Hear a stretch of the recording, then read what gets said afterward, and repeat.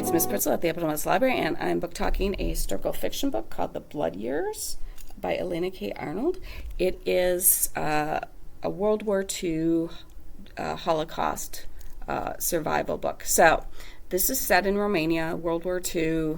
Our main characters are Jewish, but their experience was different because when we think of the Holocaust, we think of concentration camps and we think of ghettos and stuff like that. This is more, Romania was one of the last safe havens for Jews.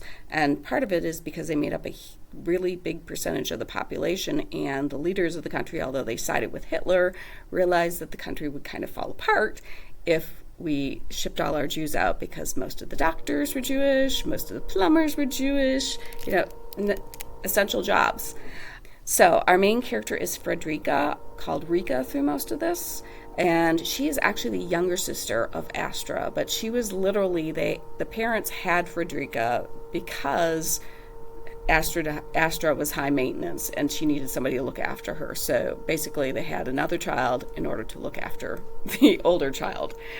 So the family lives in, I'm going to say this wrong, Shemitz, which is a large city in Romania.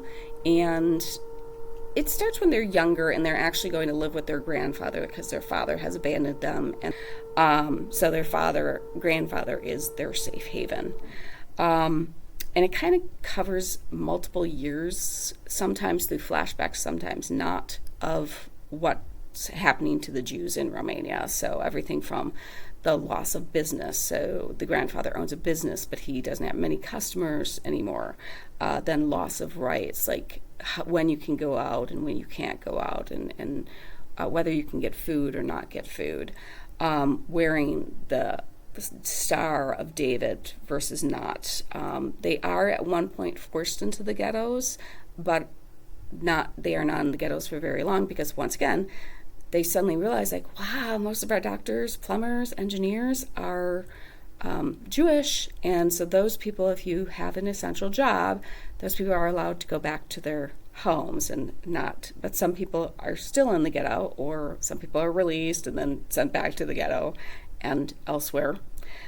Some people do take trains to, I don't know if they say it's the Soviet Union, but I'm like, part of me questions, are they going to a concentration camp?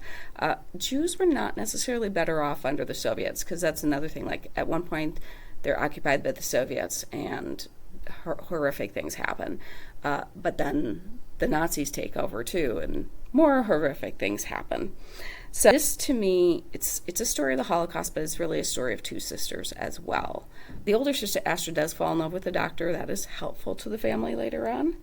And like I said, I liked that it presented a different story. This is inspired and based on the life of the author's grandmother, who lived in Romania. And the author talks about, when I talked to my grandmother about, hey, did you survive the Holocaust?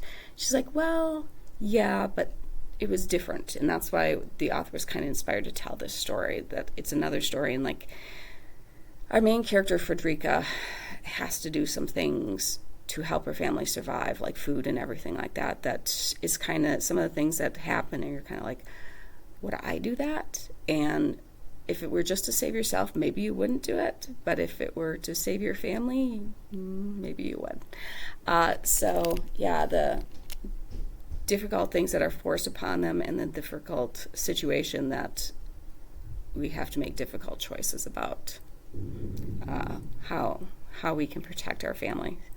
All right, if historical fiction or the Holocaust is something you enjoy, I recommend this book. If not, I will help you find something else. Have a fantastic day and keep on reading. Bye.